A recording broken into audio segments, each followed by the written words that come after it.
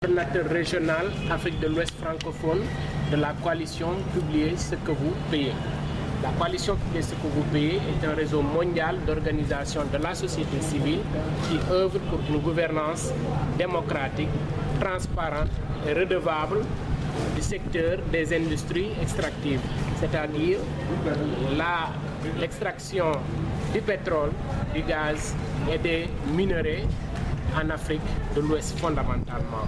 Nous existons dans plus de 40 pays dans le monde et nous sommes à environ 800 membres, organisations membres dans cette coalition et nous existons dans les 5 continents du monde.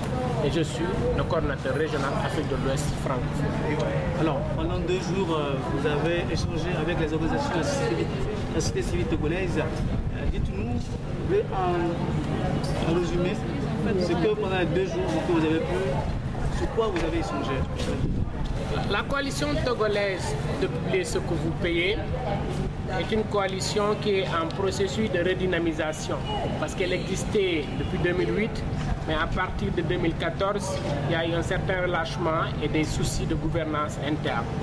En 2016, nous avons engagé un processus de redynamisation de cette coalition-là. Nous avions tenu une assemblée qui a permis d'élire un nouveau bureau qui est coordonné par Pius Kublenou, qui est le président de l'ONG ACOM.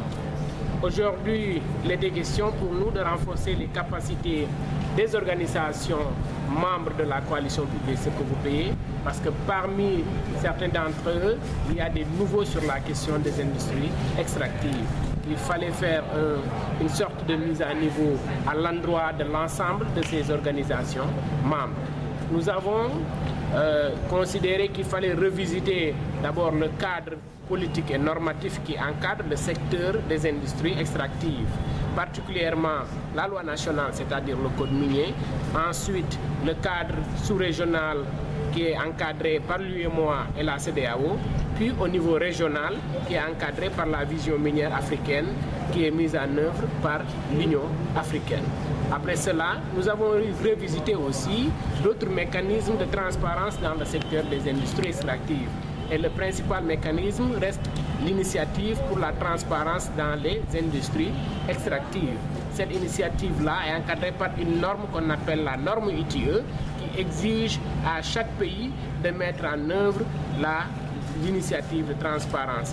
Et à travers l'ITE, le pays produit chaque année ce qu'on appelle le rapport ITE.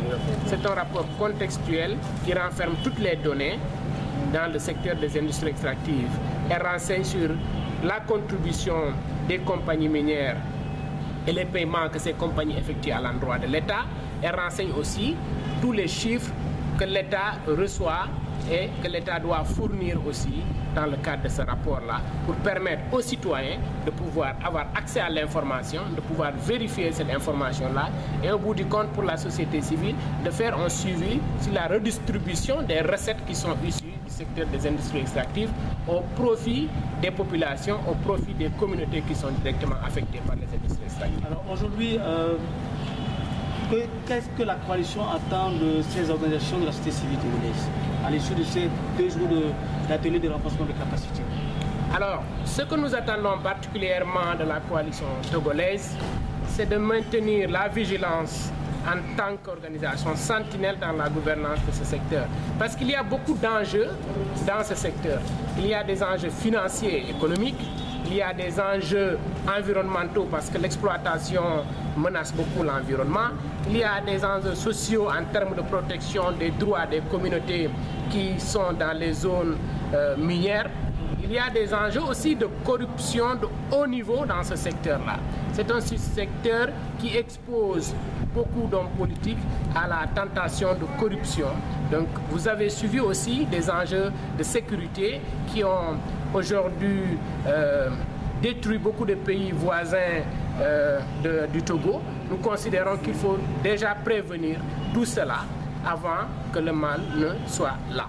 Donc, ce qui fait que aujourd'hui, la coalition togolaise est appelée à veiller à une gouvernance transparente et redevable en demandant des comptes d'abord au gouvernement, ensuite aux industries extractives pour effectivement que ce secteur soit davantage transparent, pour que l'on sache qui gagne quoi, qui fait quoi dans ce secteur-là. Parce que c'est un secteur qui contribue aussi au développement socio-économique du pays.